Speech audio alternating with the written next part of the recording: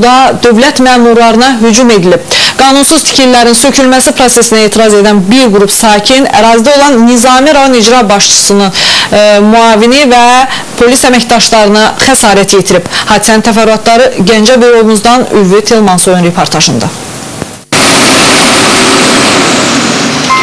Gəncə şəhər Nizami rayon icra hakimiyyətinin başçısı Nizami Hacıyev və onun muavini, o cümlədən 5 polis əməkdaşı Gülüstan və Avtozavod qəsəbələrində infrastruktur işləri çərçivəsində aparılan söküntü işlərinə etiraz edən bir qrup şəxsin hücumuna məruz qalıblar. Ağır bədən xəsarətləri alan Nizami rayon icra hakimiyyətinin başçısı Nizami Hacıyev artıq reanimasiyadan palataya köçürülüb.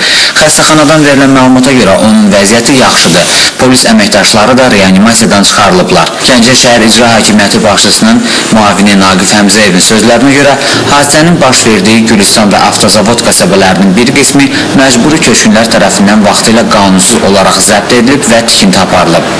Hansı evlərin ki sənədləri yoxdur, həmin evlər xüsusi olaraq qeydiyyata alınır, həmin vətəndaşlar qeydiyyata alınır və həmin vətəndaşların sənədlərinin alınmasına, yeni qanun sənədlərinin verilməsinə köməklik göstəriləcək. Nizami rayon icra hakimiyyətinin başçısı Nizami Hacıyev və digər dövlət nümayəndələri tərəfindən burada lazım işlər həyata keçirilərkən həmin şəxslər, bir qrup dəllallar burada çox təəssüf olsun ki, dövlət qulluqçularına qarşı cinayət törədib. Daxili İşlər Nazirliyinin məlumatına görə faktla əlaqədar Gəncə şəhər prokurorluğu tərəfindən cinayət məcəlləsinin hakimiyyət nümayəndəsinə qarşı müqavimət göstərmə və zor tətbiq etmə maddələri ilə cinayət işi başlanılıb. Hadisəni törədənlər saxlanılıb. Eyni zamanda görülən işlər çərçivəsində yeni salınan küçədəki ərazidə olan qanunsuz tikililərin söküntüsü davam edəcək. Tikdikləri evləri sökülən vətəndaşlar da işlərin tezliklə yekunlaşmasını və sənədlərin verilməsini gözləyirlər. İki oğlumun burada ev var. Onun birini sistə uçan mənim oğlumun evidir.